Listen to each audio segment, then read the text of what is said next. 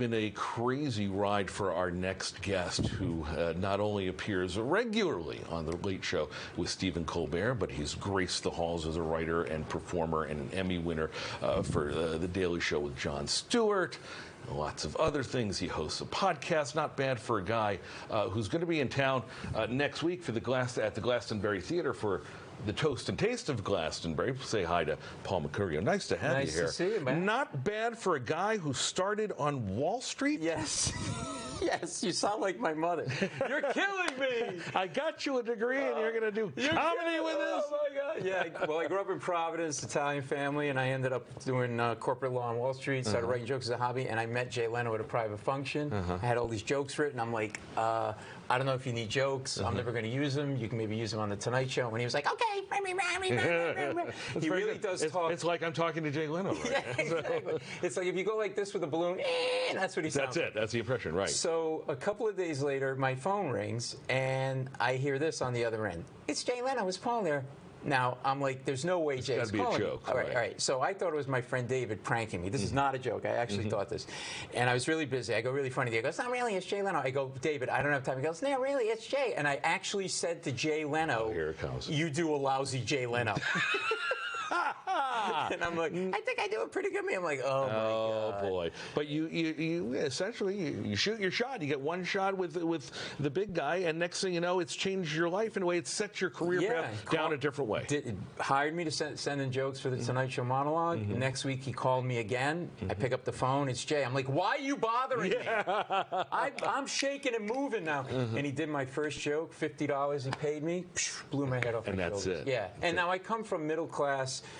High school educated parents, grew up in Rhode Island and Providence, Italian family, and they couldn't get it. And that's understandable. And by the way, when you hear me say Italian, you either think two stereotypes, mafia or plastic on the furniture. Well, I wasn't going to say that, but you can. I can say it because my cousin Bobby is. Yes. And, you got a cousin? But I got a cousin Bobby. I did not know Italians had cousins. Yeah, exactly. And the plastic on the furniture is a very ethnic thing. Like a lot of different ethnicities do it. It's that one room you go in only at Christmas and Easter that has the plastic on the furniture. The house is like neat as a pin, and in that one room is the nice furniture, and then there's a picture of the Pope, Jesus, and Frank Sinatra. Yeah, and the Frank Sinatra picture is 3 times the size of the Pope and the Jesus picture, right? Absolutely. But our house was not super neat because we had a furniture store growing up that my mom started, so we were always working in the store. Our house was a mess. This is how bad the house was. This actually happened. Someone broke into the house. They took the stereo. They didn't touch another thing in the house. They were in and they were out in 5 minutes. A cop comes over to take a police report,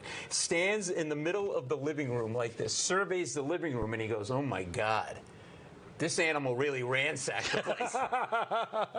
I'm like, yeah, he was crazy. He left salami out all day. I can't imagine if you have all this new stuff in your house because of your mom working at a furniture store and the cop, or excuse me, the burglar doesn't take that stuff. What does that say about the new line? I never thought of that. There you go. I never thought of that. You've been all over. I mean, starting with years ago, getting $50 for a joke took you all the way. You were on with The Daily Show with Jon Stewart. Yep.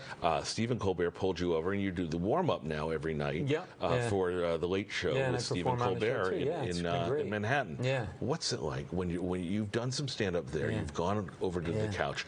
For a comedian, I know that's like the mothership. Well, when you sit on the couch, you kind of feel like, whoa, because I grew up, we were just talking about Carson, and like watching Carson, and you see the comedian, and it goes over, anybody, you sit on the couch, and I always loved talk shows as a kid. It just was like, you sit there and go, am I really here? It's surreal, crazy. Isn't it? And then Stephen would lean in and say, I'm very lonely. And I'm like, Stephen, look, I can't help you, all right, buddy? I got my own stuff I'm feeling right here.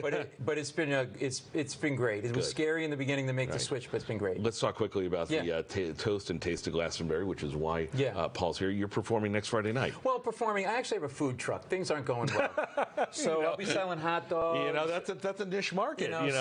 Some spinach pies from Rhode Island. It's this really really cool 2-day festival.